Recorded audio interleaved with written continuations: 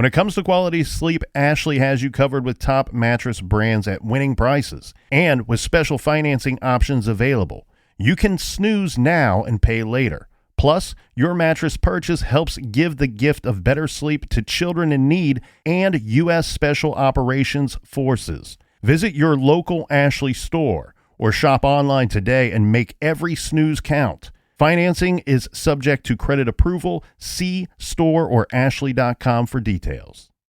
Rosetta Stone is the language learning program with a lasting impact. I've been using their app to learn French, and it's not just about memorizing words, but actually having real conversations. And it's not just French. They offer 25 languages. Right now, Rosetta Stone has an awesome holiday deal, 50% off their lifetime membership. Every language, unlimited access forever. For anyone keen on diving deep into a new language, check out rosettastone.com. It's a game changer.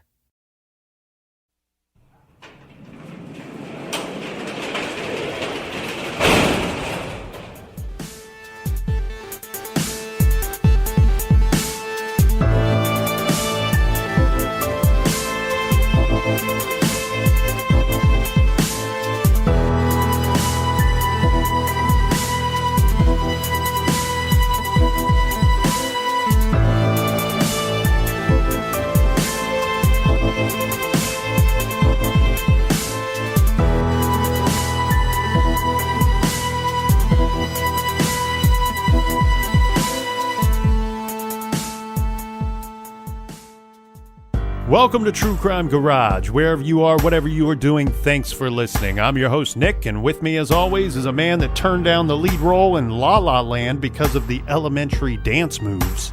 He is the captain. Thank you. It's good to be seen, and it's good to see you. And I accept this Oscar on behalf of me and my co-star.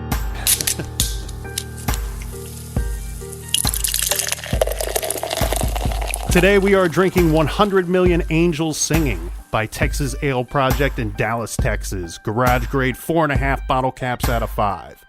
This very smooth double IPA is brewed and dry hopped with copious amounts of Simcoe and a blend of delicious American hops.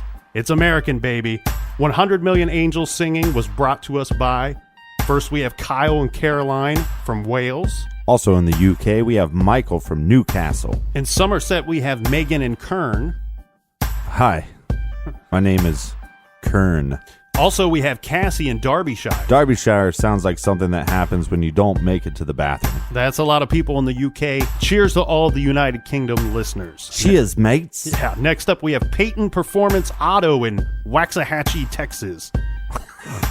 FYI, I don't like to say company names during the shout-out portion of the show, but I couldn't resist the opportunity to say Waxahachie. We have the beautiful Kathy from Harvey's Lake, Pennsylvania. And last but not least, we have a birthday shout-out. We have Lizzie. March 1st is Lizzie's birthday.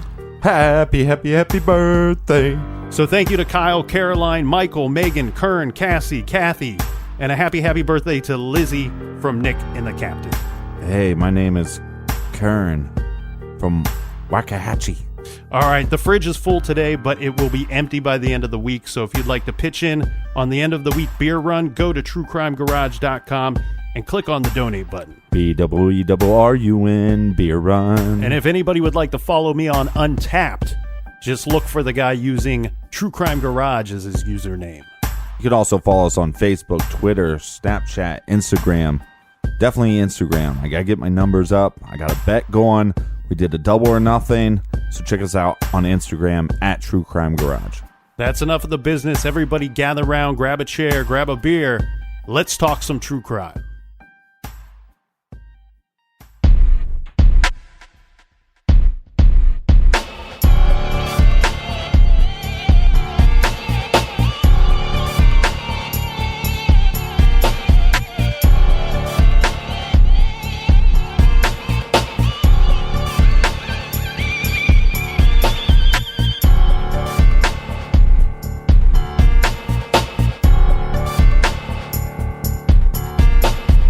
Brandon Lawson, an oil field worker and father of 4, was last seen when he left his San Angelo, Texas home on August 8, 2013. While traveling on Highway 277, he ran out of gas. He called 911. and he has not been seen since. His cell phone is also missing. Brandon is a Caucasian male. He was 26 years of age at the time of his disappearance. Brandon is 5 foot 9 inches tall, 230 pounds, with brown hair and blue eyes. He was last seen wearing a yellow shirt and camo shorts and white Nike Air Max shoes. If you have any information, go to missingbrandonlawson.com.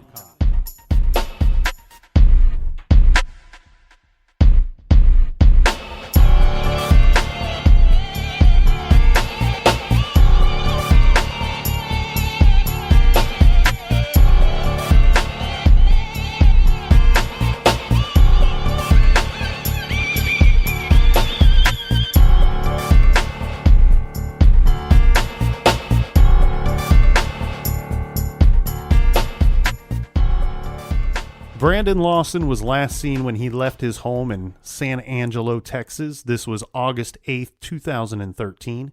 He left at 11:53 p.m. This is after an argument with his girlfriend, Ladessa Lofton. So Brandon called his father, and he wants to go to his father's place for the night.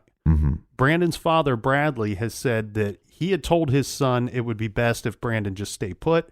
He recommended that Brandon not make the 2-hour drive to his house. But I'm guessing Brandon thought different because he does decide to go for a drive and start to make his way to his father's house.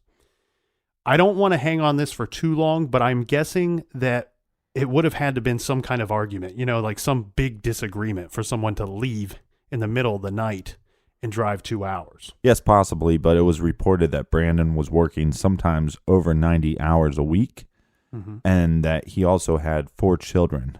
Yeah, so he had been with Ladessa for about 10 years, and they had 3 children together, and he had 1 child from a previous relationship. So not just leaving the house, but leaving his family in the middle of the night as well. And that's a lot of responsibility for a 26-year-old. A lot of responsibility. That's a lot of responsibility for anybody. Now, Brandon had called a little earlier than when he had departed. He called his father earlier than when he left. While Brandon did not leave his house until almost midnight, he actually called his father around 11 p.m. So almost an hour later, he sets off on this trip. While en route, he is going to make some phone calls because his truck runs out of gas. His first call will be to his brother Kyle at 12:38 a.m. Yeah, and this is basically, anything you would think it would be. I need help. I've run out of gas on Highway 277. By this time, Brandon is near Bronte, Texas. He runs out of gas, but he is unable to get the pickup truck completely off of the highway. He basically has like the tail end of the truck sticking out onto the road a bit. So the brother, Kyle, and his girlfriend, Audrey, they call Ladessa, Brandon's girlfriend, to tell her that Brandon had run out of gas and he needed to borrow their gas can. And a lot of time, if you're looking up this case, that you'll hear that Ladessa is his wife or common law wife. For this episode and for this case, we're going to just refer to her as a girlfriend because they were not legally married. Right. I don't like that whole common law wife thing anyway. I guess certain states you live with somebody for a certain amount of time and they're all of a sudden your wife. I have buddies. If that were the case, I have buddies that would have been married like 4 or 5 times. So Kyle called to borrow the gas can, and Ladessa tells Kyle that she's going to leave the gas can on the porch because she's going to take a shower and then go to bed because it's extremely late at night. We should point out here that Kyle has no money. His paycheck is not going to clear in his bank account until Friday morning. So Kyle is not going to be able to fill up the gas can, but he figured that once he got to Brandon with the gas can, that he would just drive Brandon to the Stripes Convenient Mart. This is a 24-hour gas station / store, and Brandon could pay for the gas there, and then he would drive Brandon back to the truck, and he and Audrey would be done for the night and go back to their home. What is known next is that following his phone call to his brother, something happened because Brandon calls 911, telling the dispatcher that he needs help. He calls 911 at 12:50 a.m. And we won't go through that call yet because we want to finish the timeline so we can really, really go through that call. Another call was made to 911. This is by a passerby. A big rig truck driver calls 911 at 12:57 a.m. This is regarding Brandon's truck parked crooked on the side of the road, posing a hazard. Somebody could potentially hit this vehicle if they weren't paying attention. When Kyle arrived at 1:10 a.m., there is no sign of Brandon. A sheriff's deputy arrived at the truck at the same time as Kyle and Audrey. Now, Kyle was traveling one direction to get to Brandon's truck, and the deputy was coming from the opposite direction. Mm-hmm. This is Deputy Neal. And neither Kyle nor Deputy Neal see Brandon walking on the side of the road on their way to the vehicle. We should also point out that at this point, Kyle is unaware that Brandon has called 911 and may be in danger. The officer, Deputy Neal, probably is unaware of the 911 call from Brandon as well. It's speculated and reported in this case that law enforcement are responding to the truck driver's call and not Brandon's. On Brandon's 911 call, it's not very clear where he's at or who he is or who he's with. Yeah. We bring this up simply for the fact that Kyle probably considered that there's a chance that Brandon may be walking on the side of the road. We shouldn't assume that Deputy Neal was actively looking for someone walking on the side of the road as he's driving in his cruiser to the abandoned truck. Mm-hmm. Because a lot of times police get a lot of these abandoned vehicle calls. It's a very common call. And a lot of the time... Well, we don't know what that call was. Yeah. But a lot of time when these vehicles are abandoned, the driver and the passengers are long gone by the time a safety services officer finds the abandoned vehicle to ticket, tag, or tow the vehicle away. Mm-hmm. So at this point in the timeline, we have Kyle, Audrey, and Deputy Neal at Brandon's truck. Yeah, and once he's there, the deputy observes the following. There is no visible sign of damage to Brandon's truck. Mm-hmm. And his keys and his cell phone were not inside the vehicle. While talking with the deputy, Kyle received a call from Brandon, right, in which Brandon's cell was going in and out, and it was very hard for him to understand what Brandon was saying. What Kyle understood was, "I'm in a field." Kyle felt maybe Brandon was hiding in the field due to an outstanding warrant from about 2 years ago. That Brandon himself just learned about and was going to address the following week, according to the family. So Kyle made no mention to the deputy of Brandon being on the phone. Just so we're clear, that warrant was for a drug charge, and he didn't pay a fee for that. Correct. Yeah. So, and let's dive into this because there's a lot of speculation regarding this drug charge or the warrant out for Brandon Lawson. The situation sounds like this, right? So he had this old outstanding warrant that he found out about when he went to transfer a title on a vehicle or something. They mentioned to him, "Are you aware that there's a warrant out for you?" Yeah, I'm pretty for sure that he's probably aware that he had a warrant, but this was just kind of a reminder. Possibly, yeah. The thing here is I want to throw out my own little story here because one time I did have a warrant out for me. That I was unaware of. I get a phone call one day from my father, and he's very upset. And he says, there's a warrant out for you. I was talking to so-and-so, and they told me there's a warrant out for you. And I said, he sounds angry at me. And I'm like, I'm getting on the defensive because this is my dad. And I'm like, right. I don't know anything about this. I don't know what you're talking about. So what happened was I went down to the clerk of courts and asked them, "What's this warrant for?" Not knowing if they were going to arrest me that day. But I wish they would have. I'd still be in there. But technically, it was a bench warrant. What had happened was, and this sounds funny because people were like, "How do you not know there's a warrant out for you?" What had happened was I got a speeding ticket, right? I had that speeding ticket, and my jacket was stolen. Yeah, I had it in my coat. It had the check written. It was going to be paid and all that. Yeah, this sounds pretty fishy. Sounds very fishy. I get you. I'm sure my dad doesn't believe me either. But regardless, I didn't pay the ticket and kind of forgot about it because the stolen jacket became more of a concern to me than the ticket. Basically, I had to go downtown and pay a speeding ticket so they wouldn't come and arrest me. Well, apparently, though, this was not a huge deal, right, though, Captain? Because it doesn't sound like they were actively looking for Brandon Lawson. Right. This wasn't something that they were looking to lock him up for a long period of time. It's exactly what you said. It's something that he was planning to pay. It sounds like a fine that was needed to be paid. Right, but to be clear, those charges were drug related. At 1:18 a.m., Audrey texted Brandon saying, "A cop is at your truck." It is assumed she did such as she wanted to warn him due to his warrant. Again, Audrey knows nothing of Brandon calling 911. In statements given to police, as explained by the family, they did admit Brandon's earlier call to them, in which he told his brother and Audrey that he was 10 minutes up the road and was bleeding. Now, remind you, this was the call that was going in and out, so this is as much that they could get from the call. Right, so what we know about this call is that maybe he's in a field, maybe he's 10 minutes up the road, which way we don't know, and maybe he's bleeding. Yeah. Because you know how it is when the call is cutting in and out, sometimes you have no clue what they're saying. You're just kind of fragments. The important thing is this was also not reported to Deputy Neal at the scene of Brandon's truck. It is also understood that Deputy Neal did not report to Kyle that Brandon phoned 911.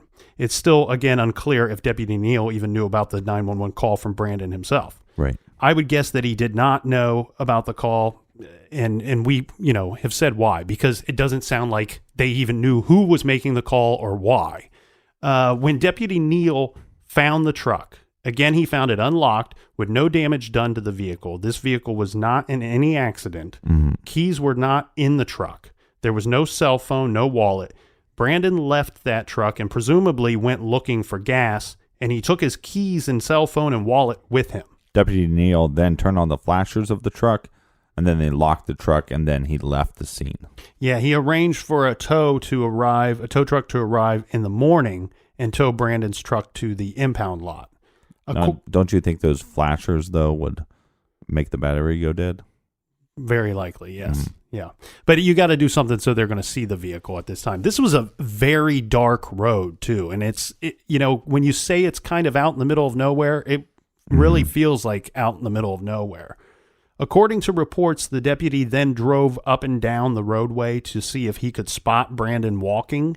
Kyle and his girlfriend left the empty gas can in the bed of the truck, thinking if Brandon came back, he would at least have a can that he could go retrieve some gas. They went and began to look for Brandon as well. When the morning came and there was still no sign of Brandon, Kyle's money was now available in his bank account. It is this point where he goes back to the truck and he gets the gas can and he fills it up and returns it to the truck. At this point, he was now starting to become very concerned, and he felt that Brandon may not have been hiding in the bushes from the officer, and that he might have been hiding because he was in some kind of trouble. This is when they talk with investigators, and he now gives them the full account of Brandon being on the phone at the time the deputy was at the truck. It wasn't known by Brandon's family that he had called 911 until Brandon's girlfriend, LaDessa, saw an itemized cell phone bill. Right. When LaDessa woke up the next morning, there were several missed calls on her cell phone. 3 of these were from Brandon. And I believe there were 10 missed calls from Kyle, because remember, Kyle spent most of the night looking for Brandon and probably reaching out to LaDessa time and time again, trying to wake her or get some input from her. Have you seen Brandon? Can you come help with the search? Something of that nature. The speculation has been a little weird on this part of the story as well, because we have a girlfriend who's missed all of these calls. However, her story is that the phone was not in the house. It was in her vehicle charging. Now, some people know that you can charge your phone just using a USB cord and plug it into your car. Yeah, and with older cars, you'd have to have the car turned on, so it'd run out your battery. If you just had it half turned and the battery was on, you can charge it that way, or you'd have to turn your car fully on, which would run out the gas. It's believed that she had a newer car, and some of the newer cars, you can just plug stuff in and it'll charge even if it's not on. Yeah, there has been no activity on Brandon's bank accounts or his cell phone since that time. There was a search organized by LaDessa shortly after Brandon disappeared. This would have been either on that Sunday or Monday, so just 2 or 3 days after. I apologize, but there are several reports that differ on the exact day. But there was an extensive search conducted at that point. Just so we're clear, there's a lot of speculation in this case. And he went missing on the 8th. Brandon went missing on the 8th.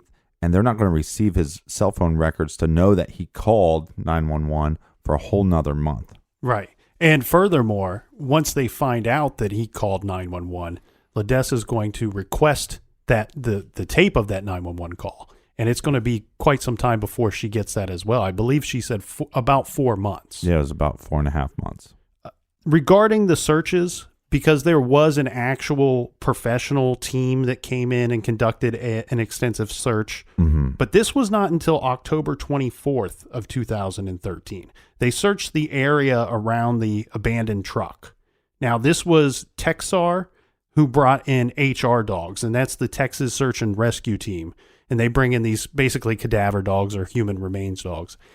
The problem here, though, Captain, is we see the situation where 2.5 months have elapsed since you're going to do the search. That's quite a bit of time. A lot of time. And the other problem that we have here too is there's a lot of the wild hogs in this area. And I guess one thing, these dogs are really well trained, but one thing that can screw up these dogs are the smells that come from these wild hogs. Well, and I would just assume any smell from another animal would kind of mess up their scent. And it's been pointed out that this in particular. And while they did receive some hits on some scents and smells that they found, these dogs went off in certain areas. They think that most of that might have been, like you said, from wildlife. It wasn't from actual Brandon Lawson that they believed that the dogs were tracking. Again, if you have any animal dead, then they would be picking up those scents as well. They've done a lot of aerial searches with airplanes. Again, there's some problems with this, though, too, because when you do these aerial searches, you want to do these very soon after somebody goes missing because they're looking for abnormal activity, which that's going to disappear over any length of time. Sometimes they're just looking for buzzards swarming. They didn't spot anything that led them to Brandon, obviously. And furthermore, they did these searches. Some of these searches were paid for by LaDessa. Right. And this is a family that was currently living paycheck to paycheck. Right. Now the breadwinner's gone. Brandon's gone. And, so I applaud her efforts for paying for these searches. Since we've been doing the podcast, it baffles me. It's very confusing to me that we don't take these situations as serious. I mean, there's tons of missing people. There's tons of people that go missing. There's always this time lapse. He'll show up. Or, we didn't know exactly where he was at, but then he missed work. So then we decided it was a big deal. Right. And then we searched days later. It's if they had better communication with the cops, and also the better cell phone reception and all that stuff, but if you started looking immediately, worst case scenario, right, is you either get more answers, you get more leads, or you find the person. Right. Even if they're dead, you find them, or they show up and you're like, oh, there's Brandon. Oh, we spent 8 hours looking for you. But you don't give a shit about those 8 hours. Right. I lost 8 hours, but I found you. Thanks. Oh, awesome. Yeah, it is something that we've seen time and time again. And reviewing some of these cases, it's a weird thing, though, Captain, because you have a situation where it's not everything is as it appears when you're arriving at the truck, regardless of whose shoes you're in. Right. If you're the deputy, you think you're responding to this abandoned vehicle and you think it's just that. This is a common call. I'm just going to bring it up. We do not know what the information was given to 911 based off the trucker. From the trucker. Right. We don't know if it was an abandoned truck call. Right. I would love to figure out what that call is. But regardless, like I was saying, you have a situation where people arriving at a scene may not be fully aware of what they're walking into. You have the brother that just knows that the vehicle ran out of gas. We have the deputy that may just think he's responding to an abandoned vehicle. They meet up, and now you're piecing two things together. The deputy's probably told, hey, I spoke to my brother. He said that the vehicle ran out of gas. Did you happen to see anybody walking? No, I didn't. Right. When really, this could be a much different situation than than either of those two had any clue of. Right. And like I said, I'm not trying to put any blame on his family or friends or anybody. I'm just saying that maybe because we've had all these situations, we've had all these missing person cases, maybe we should start collectively taking these very serious from the word go. Mm-hmm. We're very connected now as a society. So if somebody goes missing, from the word go, let's take these a little more serious, and maybe we'd have less missing person cases. Yeah, the other sad thing here too is we have a situation where you have an area of land that's very large and a very small sheriff's department. They don't have a whole lot of people on staff, so that makes it very tough to search and comb that entire area. We have a man that was traveling from a bigger town, from San Angelo, right. And he's reported as missing from Bronte, Texas. Now, the thing here is Bronte is only like 3,000 people. We're talking about a very small town. Yes, I understand that, but we're also talking about a human that is not going, he's not in a car. He's not on a motorcycle. He's on foot. Mm-hmm. If Brandon's on foot, he can only get so far. Mm-hmm. From that truck, a mile radius. Even if you start the search in the morning, and even if he walked pretty quickly, we're talking he's not getting 20 some miles away. No. So the radius becomes, what I'm saying, is smaller. Yeah, you're exactly right. And there were only really a couple directions to go. He could have walked towards Bronte, or he could have walked back towards where he came from. Well, I would agree with you on that, other than the fact that we have possibly 2 calls where he's stating he's in a field. So which direction he went? Well, what I mean by I get what you're saying, but what I mean by that is I'm believing that he would be in search of gas, and that he would probably be heading in one or 2 directions where he knows that he can get to a gas station. Right. The other situation that we have here too, Captain, and I don't really want to spend too much time on it, but we should mention it because the police, it's been reported that the police went under the assumption that Brandon left on his own will. Right. That he left because he wanted to go off with another woman. Now, how they arrived to this conclusion, I'm not certain. It was stated in their local newspaper that they believed that he was picked up by a woman and drove off. But we have the call to the brother he's looking for gas. If he had help, if he had someone helping him drive somewhere, I don't feel like that call would be made to the brother. Well, and I couldn't find any information online on his cell phone records, but I'd be interested to see what that cell phone log looked like. Mm-hmm. And, as far as the family, can the family identify every number that was called? Right. And if those numbers, if there was one that is not identified, then can we identify that now? Mm-hmm. Now, we should also point out that the McCutcheon family owned the local newspaper, and the McCutcheon has a connection to the sheriff's office. The head sheriff is Sheriff McCutcheon. Mm-hmm. His wife is the operator of this local newspaper. Yeah, and she's a journalist. They call them journalists. Well, and this is where it's been reported that they believe he left with another woman.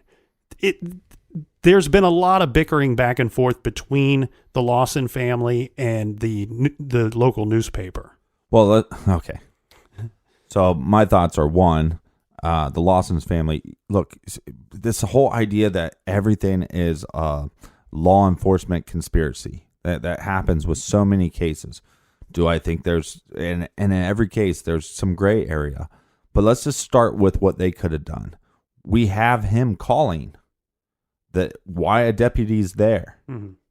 Tell them. Who cares that he has a warrant? It comes down to safety. Right. And this guy's saying, I'm in a field. He's saying to his brother, I'm possibly bleeding. If I am calling my brother on the phone and he can't understand me, and I'm saying I'm in a field and he hears that I'm possibly bleeding, I don't give a shit about a warrant. Right. Tell the deputy and he can come find me. We'll sort out the warrant stuff later. Mm-hmm. But again, I would rather spend a night in jail because of a warrant than to just go missing for the rest of my life. Right. And so I think as far as that goes, yes, I understand where their head is coming from. Maybe he's hiding. I don't want to turn him in. But no, it comes down to safety. Deal with that later. Mm-hmm. Err on the side of caution, you're saying. Right. Wow, we are only about 20 minutes into the show, and you're already getting very angry. I can see the steam coming out of your ears. It was tasty beer, though. So, but hey, let's get another one. Let's take a quick beer break.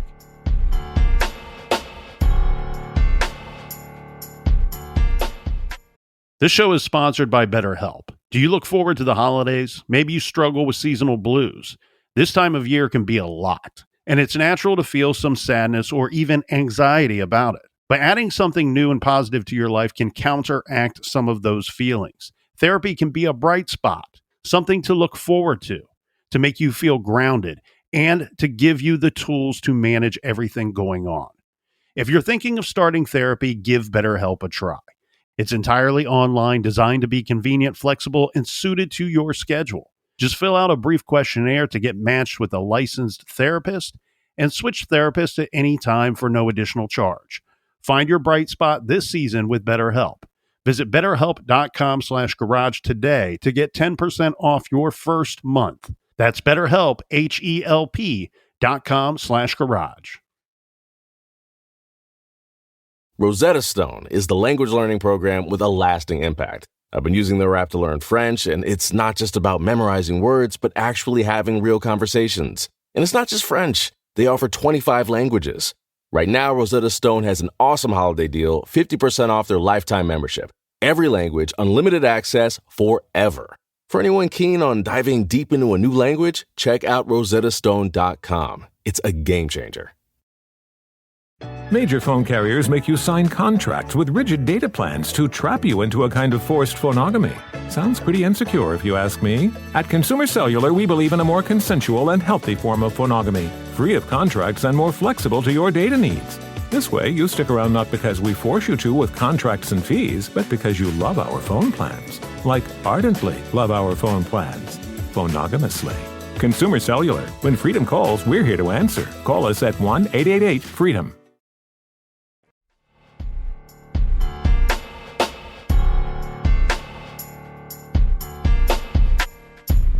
All right, cheers, everybody. We are discussing the missing person case of Brandon Lawson. Brandon Lawson was last seen August 8th. He left his home, went to go to his father's house. He runs out of gas. He's technically listed as missing August 9th because we have some phone communication with him that evening. When the deputy arrives, they can't find Brandon. He goes up and down the road the rest of the night looking for Brandon, walking somewhere. And we have the brother Kyle, who's out looking for Brandon as well. And this case just keeps getting more interesting because there's so many questions. Like, what exactly was that fight about? Yeah, and was he actually even heading to his father's house? I mean, we have the phone call. He calls, says that he's coming over, but we have almost an hour that goes by before he actually leaves the house.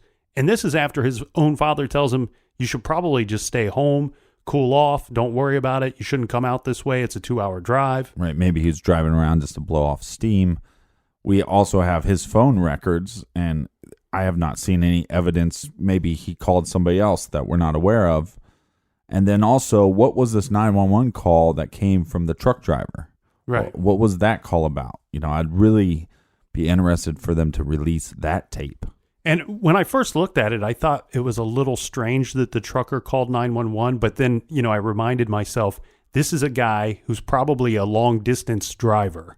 He's not aware of the local sheriff's department phone number because this is not a 911 type emergency. But he's probably just calling the number that he knows will reach. Well, you keep speculating that it's not an emergency. We have no clue what that call was about.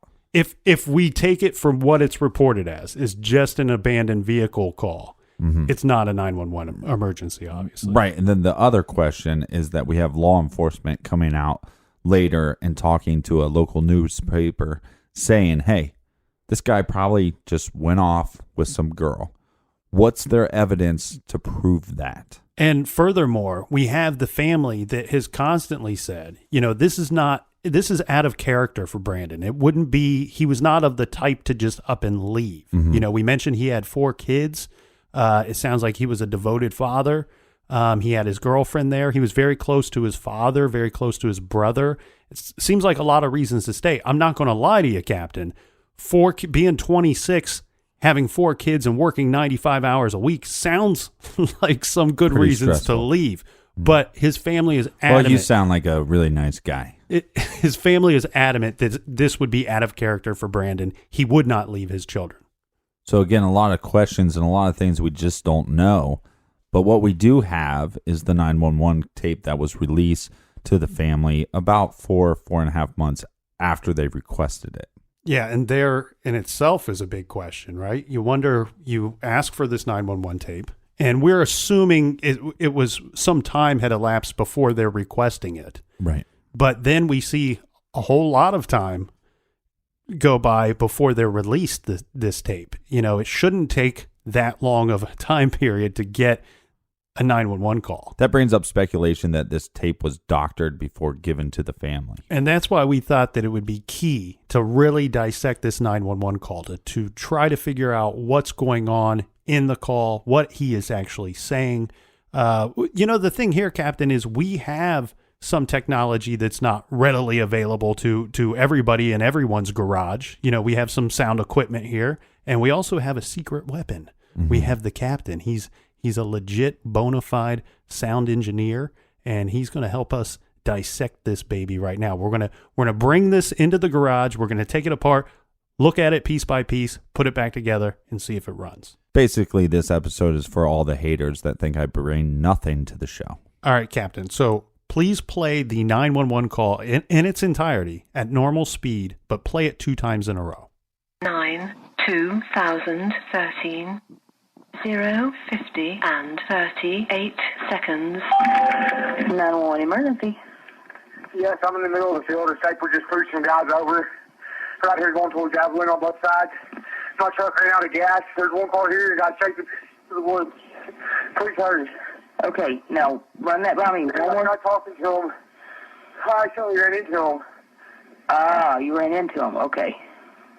Got the first guy. Do you need an ambulance? Yeah, no, I need the cops. Okay. Is anybody hurt? Hello? Hello? Hello? 9/2013. 0:50 and 38 seconds. 911 emergency. Yes, I'm in the middle of the field. It's like we're just pushing some guys over. Right here going towards Javelin on both sides. My truck ran out of gas. There's one car here. Got shaken to the woods. Please hurry. Okay, now run that by me. I'm not talking to him. I actually ran into him. Ah, you ran into him. Okay. Got the first guy. Do you need an ambulance? Yeah, no, I need the cops. Okay. Is anybody hurt? Hello? Hello? Hello? So I'm trying not to alter the tape too much. And as you can tell, like, we have these big, sexy man voices. And this, oh, yeah. And this 911 tape is a little piercing. Well, here's a good exercise for everybody to do. Stop what you're doing right now. Get out some paper and a pencil, and we're going to go through this line by line. I want everybody to write down what they think Brandon is saying. And you can submit those on our blog at truecrimegarage.com. Let the dissection begin, Captain. Play this at a slower speed. Yeah, and they have a time code on this, so I'm not going to play the time code every time because that would be a little annoying, kind of like Nick. 911 emergency. Yes, I'm in the middle of the field. It's like we're just pushing some guys over. Right here going towards Javelin on both sides. My truck ran out of gas. There's one car here that got shaken to the woods. Please hurry. Okay, now run that by me. We're not talking to him. I actually ran into him. Ah, you ran into him. Okay. Got the first guy. Do you need an ambulance? No, I need the cops. Okay. Is anybody hurt?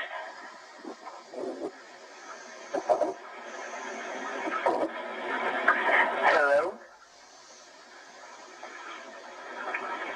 Now, on the original tape, there's 3 hellos, and I just cut those out for the slowdown version, just, so we can focus on the meat and potatoes.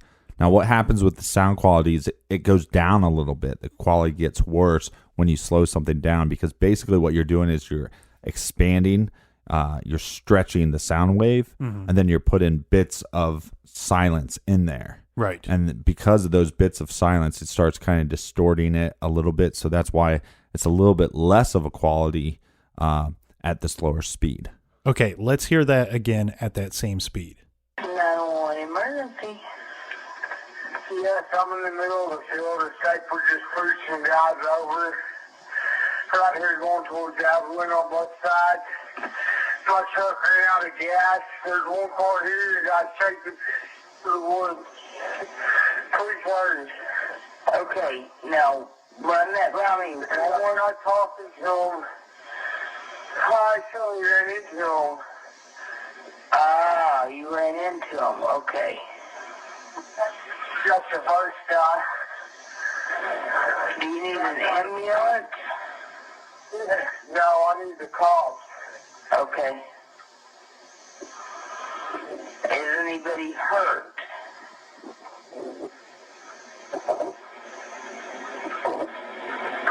Hello? The call is chilling, to say the least. Yeah. I mean, every time I hear it, it chills me to the bone. Can we play it at an even slower speed? 911 emergency.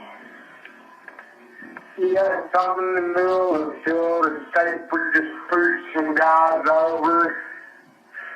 Right here going towards Javelin on both sides. My truck ran out of gas.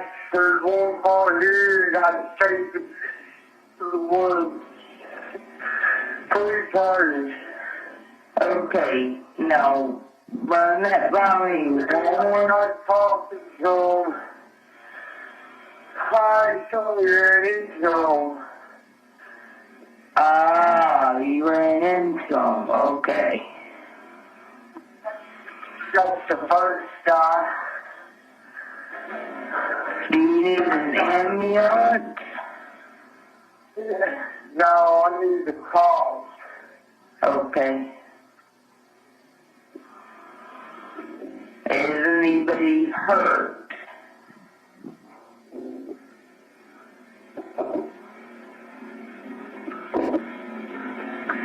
Hello?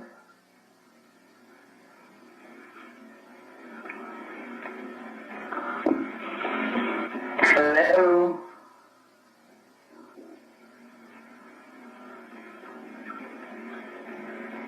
Hello?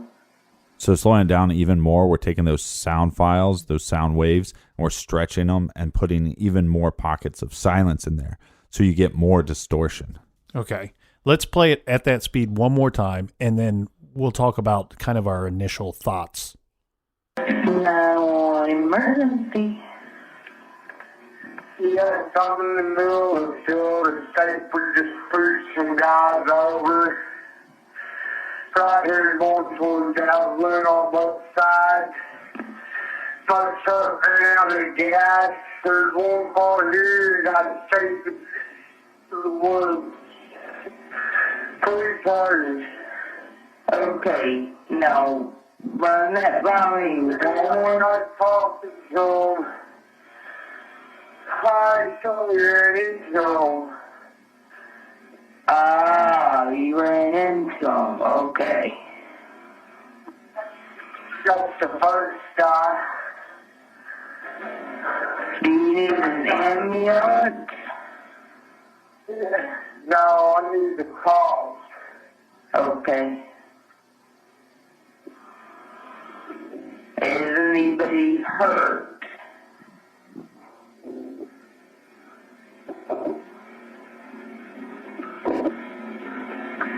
Hello?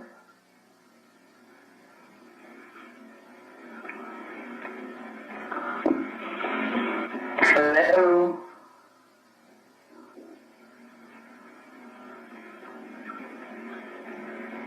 Hello?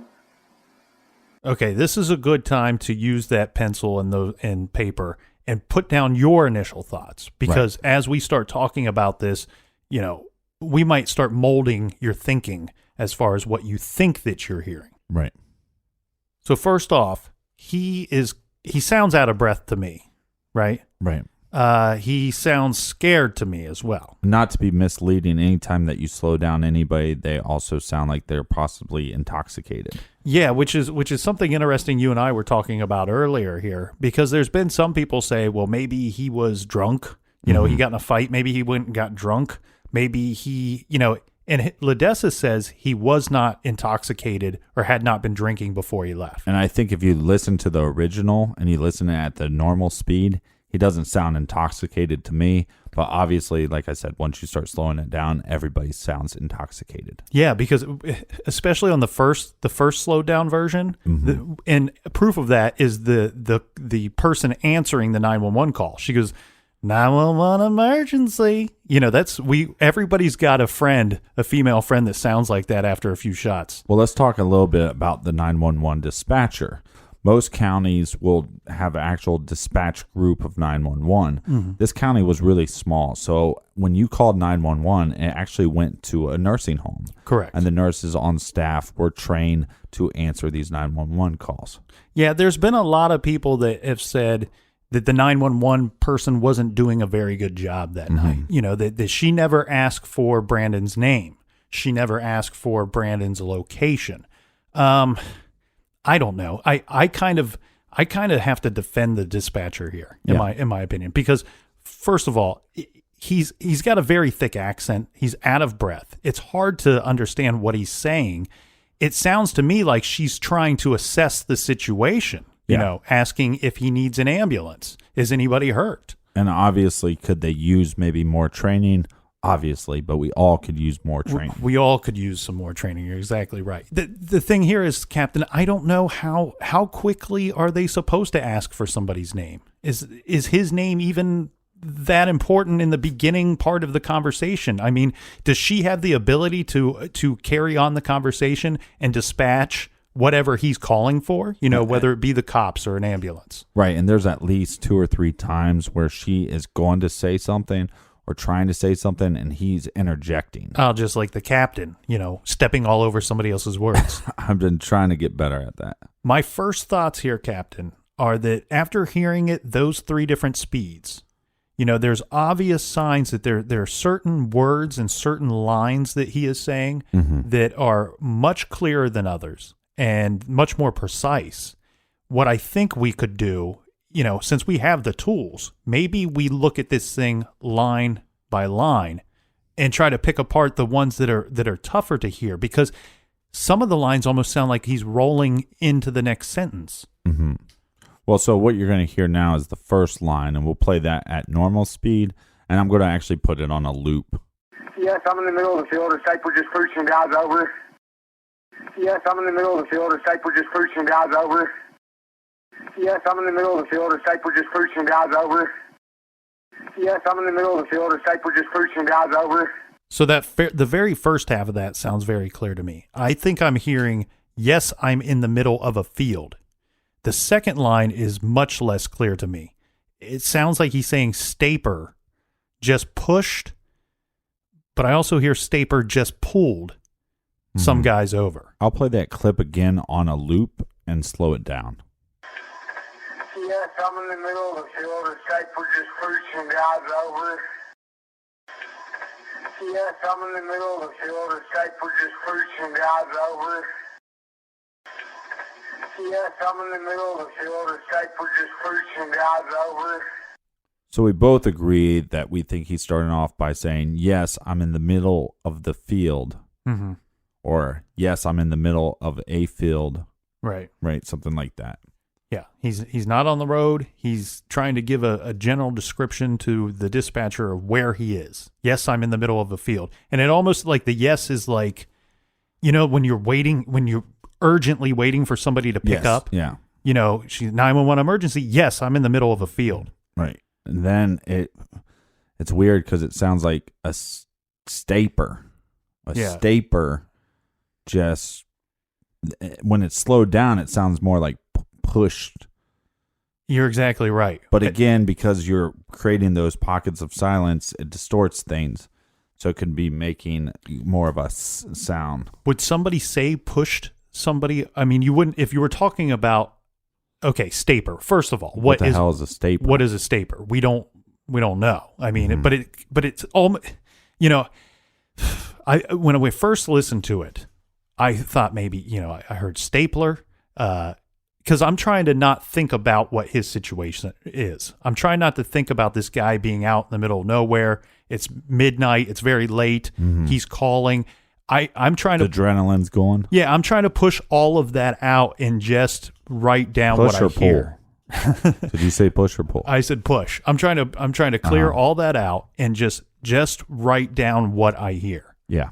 And staper is really what I hear. I mean, I wanted it to make sense. So like, escape her, you know, or, you know, was it two words rolled together? Staper. That's what it sounds like to me. Yes, I'm in the middle of the field. Staper. Now again, so the big speculation there has been with staper is that they doctored the tape. Right. That, you know, they had 4.5 months to alter the tape, and so now here's the problem. So I'm taking this recording and I'm putting it into our recording program. And normally when there's an edit, if there's a bad edit, there's a pop.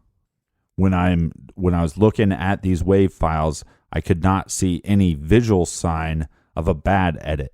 That doesn't mean that there wasn't an edit. It just means that there wasn't a bad edit. So we're both pretty convinced of what we think he's saying in that first phrase, right? So let's just solo out that first phrase. Here's that first phrase at original speed, looped. Yes, I'm in the middle of the field. Yes, I'm in the middle of the field. Yes, I'm in the middle of the field.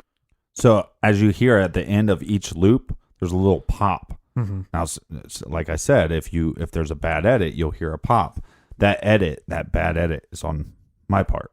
That you created that. So I didn't create it. I just sent, because I'm cutting the wave in half. So by doing that, when it gets to the end, it pops every time. Yeah, it sounds like something like shutting off or a click or a like you said, a pop. Right. So that's my edit, not theirs. Play that next section for me, but slow it down and loop it. The site for just pushing guys over. The site for just pushing guys over. The site for just pushing guys over. Okay, staper just pushed some guys over. Or possibly staper just pulled some guys over. Yeah, when you play it in the original speed, I hear staper just pulled some guys over. Mm-hmm. That slower speed sounds staper just pushed some guys over. You know, the staper is very clear, but there's been a lot of speculation regarding that word. Right, yeah, and just talk about this theory that was left on a message board. Yeah, so in this will kind of change the whole thought of the first two lines that we hear, right? Mm-hmm. So I read a comment that someone had said that staper is actually a slang term. You know, if I ask Siri for the definition of staper, she tells me what the definition of steeper is. Mm-hmm. When I type it into Google search, I get the definition for stapler because there's no staper word. Right. The thing here is this commenter said that staper is a slang term for like an oil worker. Mm-hmm. And the gist of his comments or her comments, I don't know who this person is, but they're saying that he's saying staper just pushed some guy over, mm-hmm. meaning that an oil worker pushed some guy like into an oil tank or oil, you know. Right. And then the other idea is that he starts off by saying, I'm in the middle of a field. And so now it's not just some arbitrary field, but, you know, I'm in the middle of an oil field and a staper just pushed some guy over or pushed some guys over. And I got to be honest with you. I know nothing about oil fields. I've been to Texas a couple times. I love the state. You might hear us do our little Texas twang on some of these. Mm-hmm. We mean no disrespect.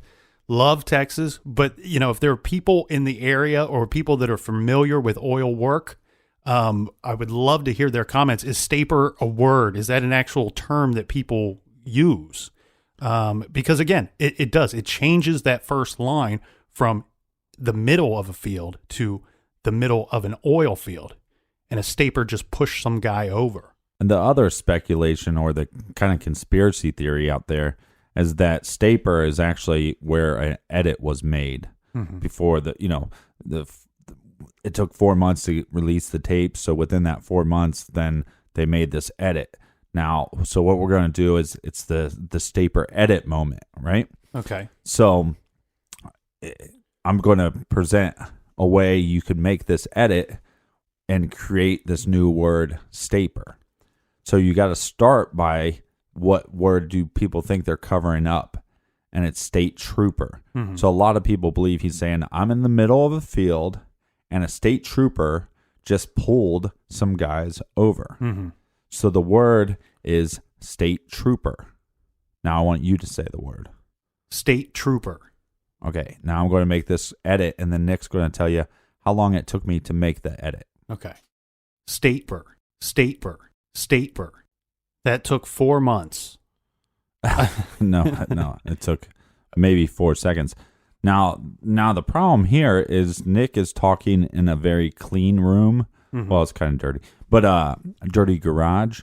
But because the audio quality is clear, it's a lot easier to make that edit. Okay. So it took 4 seconds. It's not that hard to make that edit. It's also not hard to make a clean edit, so therefore you don't hear a pop. The problem is with the phone call, there would be so much static. It'd be a lot harder to make a clean edit without a pop. Let me see if I understand you completely. Okay. Mm-hmm. So you're saying that if there were, when you look at the WAV file, you don't visually see an edit point. Mm-hmm. However, which you would not see if it's clean edit. Okay. But however, you're saying in this situation, it obviously was very easy for you to create the word staper from state trooper. Mm-hmm. So in your expertise, is it an edit? I mean, clear that up for me. I don't visually see an edit, but it's definitely possible that they made a clean edit. Okay. So I'm going to hang on this for a second because this word has been of much speculation. Right, and it changes everything because if it was an edit, then what he is clearly stating is I'm in the middle of a field and a state trooper just pulled some guys over. And that is why people would believe that the tape was held on to for so long, that they had some things they wanted to take out, remove from the voice message, mm-hmm. and they wanted to clean it up for their purposes, whatever they're covering up or whatever they're trying to hide. Right, that would be the conspiracy theory. Can we compare those two clips side by side? So the one clip would be of me, which you created, of me saying staper, compared to Brandon saying staper. Staper. Here's the thing, Captain. I feel like I'm saying it slower than he is. So maybe if we compared it to the slower version. Here's an even slower version. It sounds very much the same to me, right? The staper. Right. And the other thing that people have to kind of wrap their head around is we have a guy that's 230 some pounds, out of breath, full of adrenaline, and this word he might have slurred over. Mm-hmm. So it possibly is not even an edit. Yeah. He's just not clearly stating whatever word he's trying to say. And again, I think that falls as far as logic.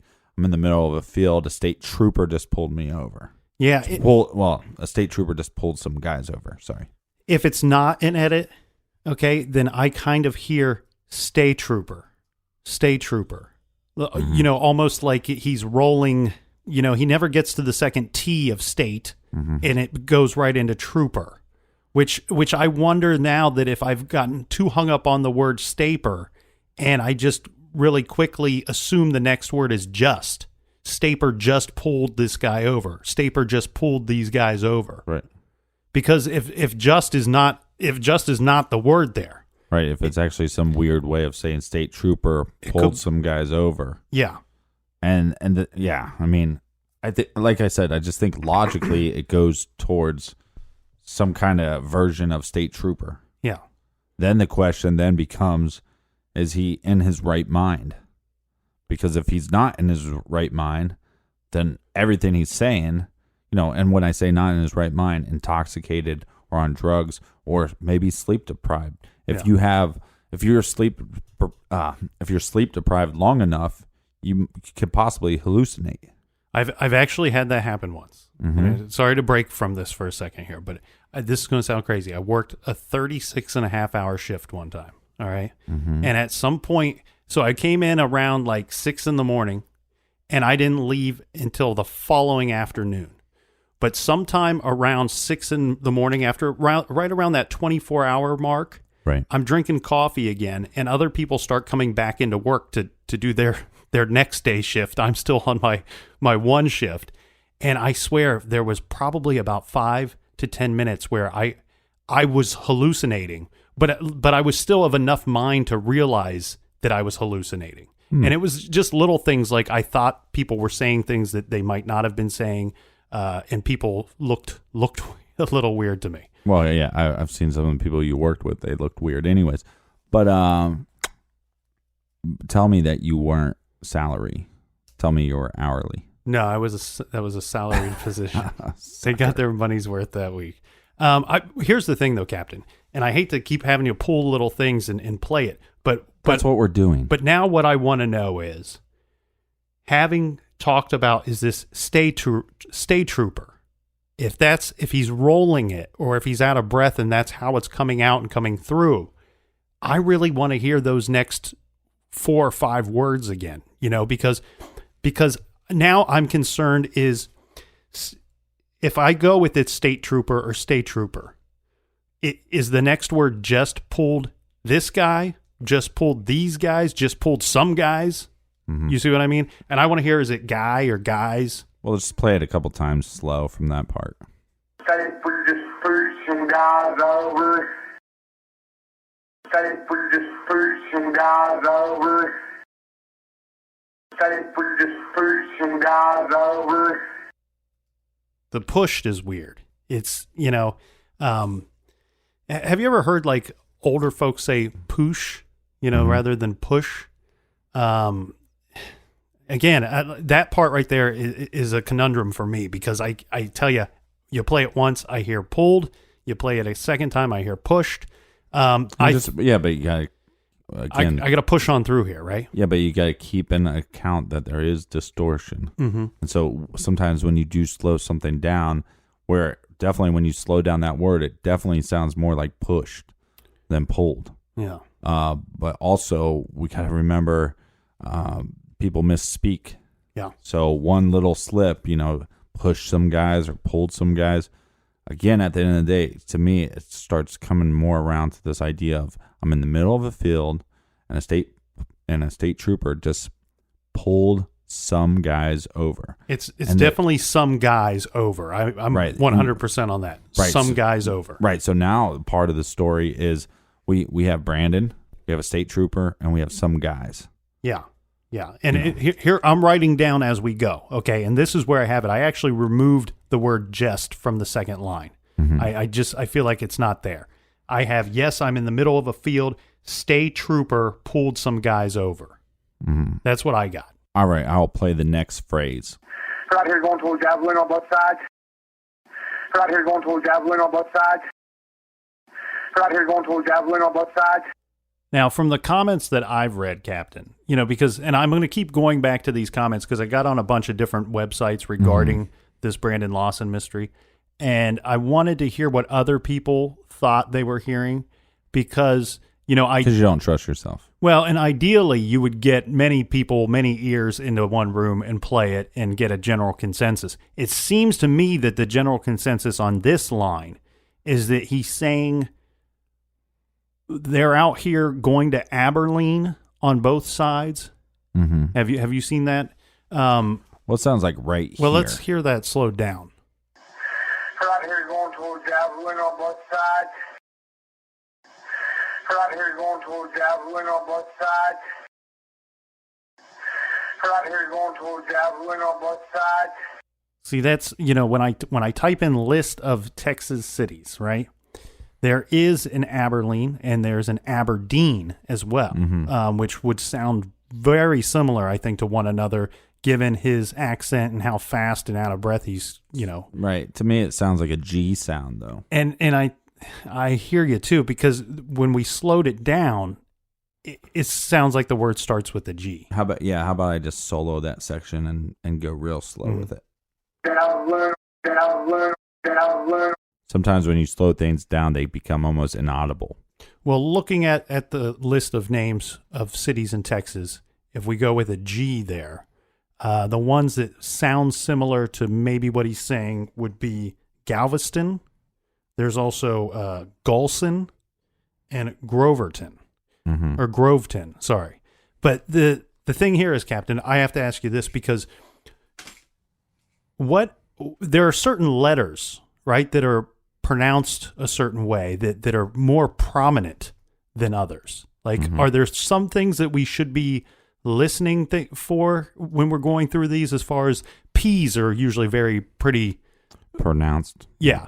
I would think a G or a J might be a harder letter like that. Yeah, I think it's confusing. I think at the end of the day, it sounds like it's, going towards something on both sides. So I think it would be nice to have every word be audible, but I don't think it's necessary in order to get the picture of what's happening. Well, and there's that famous paragraph out there where the author purposely jumbled up the words. Well, not the words, but the letters of each word. And when somebody reads through it, you can actually read and tell what it's supposed to say, even though when you look at the words individually, they make no sense. Right. So we don't maybe know what word that is. We don't know if that's a city or not, but we kind of have the framework around it. So what do we have so far? What I have so far is I'm convinced on the first two lines that we have, yes, I'm in the middle of a field. State trooper pulled some guys over. I can't say what I'm hearing on the third one for certain yet. I think we got to go through the third line a little more. The thing here is, though, Captain, we try to put out these episodes Tuesday evening, and it's getting very late here in the garage. And if we don't take a break now, this episode won't come out until Wednesday morning. And we're not going to do that to anybody. So let's stop it now. You stop it now. We'll take a quick beer break, and we'll get back at it to record the next episode. And what do you think? Put these out a little closer in time? Yeah, so people don't have to wait so long. Gotcha. Because I feel like we're stopping halfway through right here. Thank you, Captain. And we will see everybody right here back in the garage in a couple of hours. And until then, be good, be kind, and don't litter.